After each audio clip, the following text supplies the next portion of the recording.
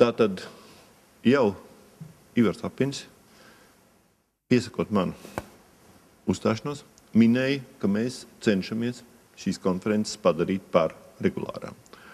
Un tas ir ļoti būtiski, jo patiesībā sakot, ja mēs tiktos tikai vienu reizi, aiziet katrs uz savu pusi, mēs droši vien atstātais sev katrs daudzas neatbildēts jautājums, un tas labums varbūt būtu vairāk vai mazāk tāds šķietams, varbūt pat dažreiz ar mīnuszīmi, jo drīzāk palikt neatbildēt jautājumu, kā atbildēt. Un tāpēc ir ļoti labi, ka mēs varam pastīties uz šo chronoloģiju, kāda ir bijusi. 2008. gada vidū tātad bija šī minētā konferences par daudzvalodību, kurā mēs, patiesībā sakot, pirmo reizi sanācām kopā un centāmies identificēt tās problēmas, kādas mums ir un kā viņas varētu risināt. Patiesībā sakot, tajā reizē mēs pat visvairāk centāmies noskaidrot, kā kurš strādā, kāda kuram ir pienākumi, lai saprastu, ka ir brīži, kuros mēs varam aktīvi iejaukties, aktīvi kaut ko mainīt, un ir attiecīgi brīži, kad šis process ir aizgājis tālāk un kad šī iejaukšanās ir nesalīdzinām grūtāk, nesalīdzinām ierobežotāk. Jāteic, ka tajā reizē nekādu konkrētu secinājumu mums nebija.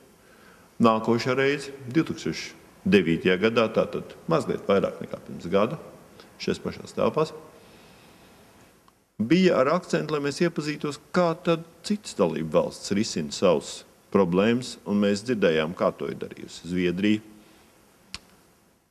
kā to dara Ungārija, kādu pieredzi piedāvā itāļu kolēģi, un kā šī itāļu pieredze tiek mēģināta iesakņot citā vietā, proti Slovākijā.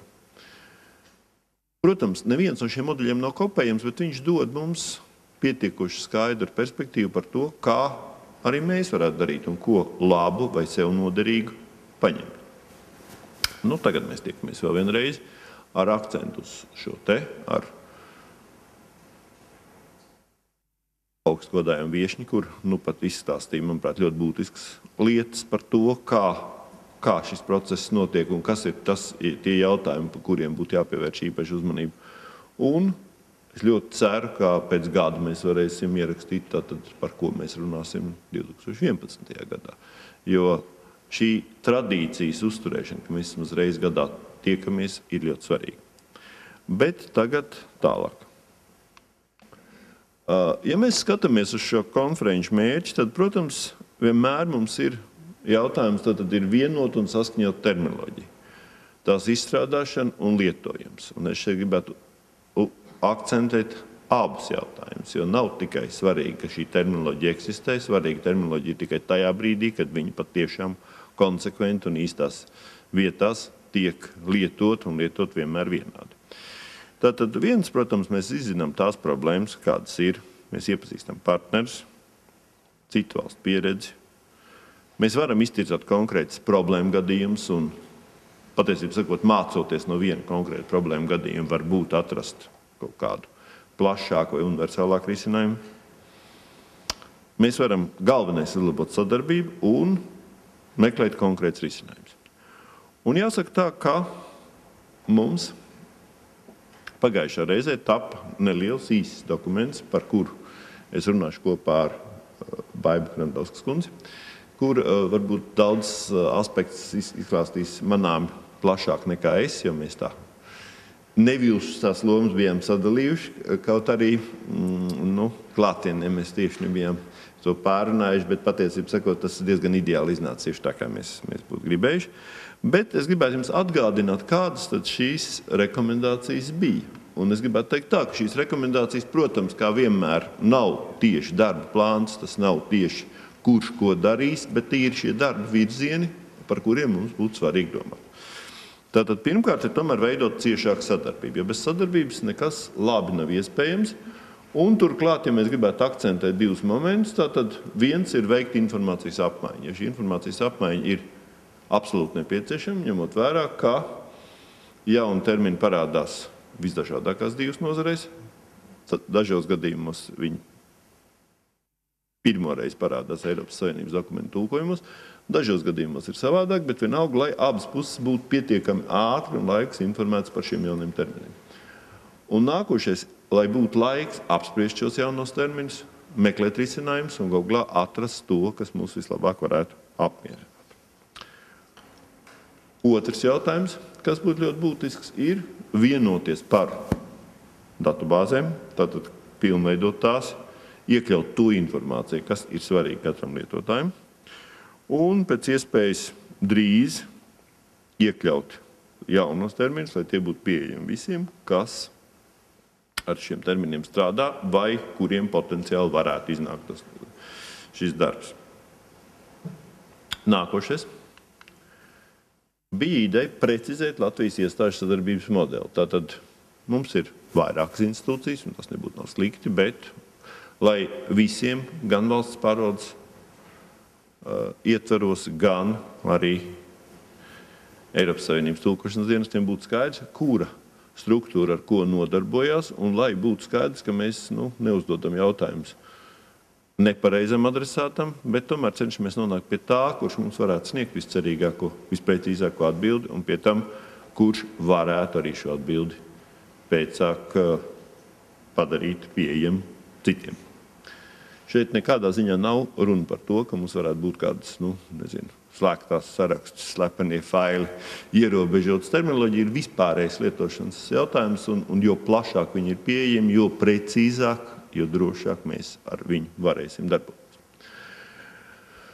Tātad šeit bija idejas izmantot plašāk akadēmiskā darbā iesaistītās personas, precizēt šos sadarbības kontaktpunktus. Jāsaka tā, vienmēr mums ir jautājums par to, kā un kādā veidā darīt, veidot kaut kādu datubāzi vai sarakstu, norādot specializāciju.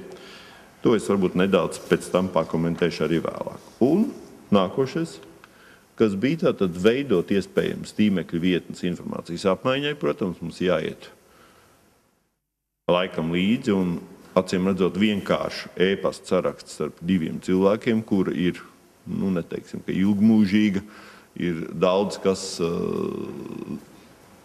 nekonkrēts, zūdošs, un te pašā laikā tīmekļa vietne vai, teiksim, kāds avots, kur mēs varētu ilgstoši apstīties, kur to varētu redzēt nevis tikai šie divi konkrēti adresāti, tas būtu svarīgs.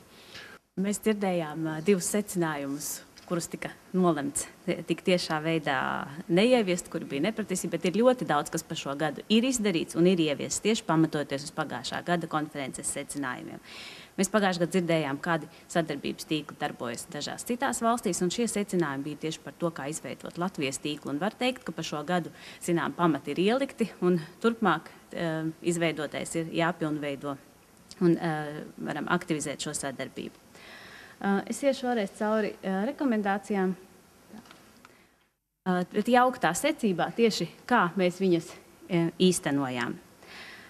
Pirmais bija par to, kā veikt informācijas apmaiņu, kā izveidot šo sadarbības modeli un precizēt divus kontaktpunktus, vienu Eiropas Savienības iestādēs un vienu Latvijas iestādēs, lai tad šajos kontaktpunktos iestādes savstarpēji varētu sazināties. Tikai caur vienu e-pasta adresi mēs beigās secinājām, ka elektroniskās informācijas laikmetā e-pasta strādā vislabāk. Nevis katru reizi mēģināt informēt visas iestādes attiecīgajā pusē.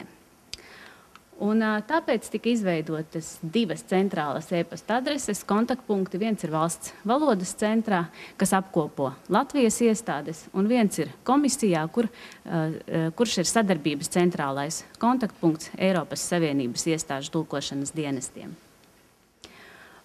Mūsu Eiropas Savienības pusē tā ir komisijas informācijas sistēmā e-pasta adrese, kur sarakste nonāk pie komisijas tulkotājiem un juristiem lingvistiem, pie padomes tulkotājiem un juristiem lingvistiem, pie parlamenta tulkotājiem un juristiem lingvistiem. Revīzijas palāta, tiesa un komitejas arī ir šajā centrālajā kontaktpunktā. Rakstot uz Latvijas pusi, mēs izmantojam valsts valodas centra e-pasta adresi, bet tā kā mums nebija pārliecības, ka visi saraksti nonāk arī pie Zinātņu akadēmijas terminoloģijas komisijas, tad pēdējā laikā šos e-pastus mēs pārsūtam arī uz turienu un esam saņēmuši ļoti vērtīgas terminoloģiskas konsultācijas. Paldies terminoloģijas komisijai. Šis centrālais kontaktpunkts tika izveidots šī gada martā. Un sākumā tā bija tāda savstarpēja taustīšanās, redzēt, kā tas vislabāk strādās. Pa šo laiku mēs esam cauri šiem centrālajiem kontaktpunktiem izskatījuši 16 terminus vai terminu grupas jautājumus. Jautājumi par terminiem pārsvarā nāca no komisijas un padomes. Citas Eiropas Savienības iestādes pagaidām vairāk ir novērotāju un lasītāju statusā. Aicinu arī tās aktīvāk iesaistīties. Adresāti, kam mēs šos jautājumus sūtījām, tie bija adresēti vai nu konkrētiem ekspertiem, informējot par to Latvijas puses kontaktpunktu, vai jautājumi tika adresēti tieši Latvijas puses kontaktpunktam, kas tad savukārt meklē ekspertus savā pusē.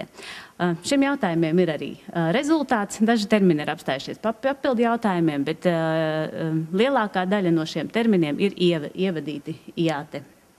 Vai arī dažas vēstules ir domātas tikai informācijai, kas ir arī pamatfunkcija, lai neviena no tīklā iesaistītajām iestādēm nepaliktu ārpus informācijas zonas par jautājumiem un jaunajiem apspriestajiem terminiem.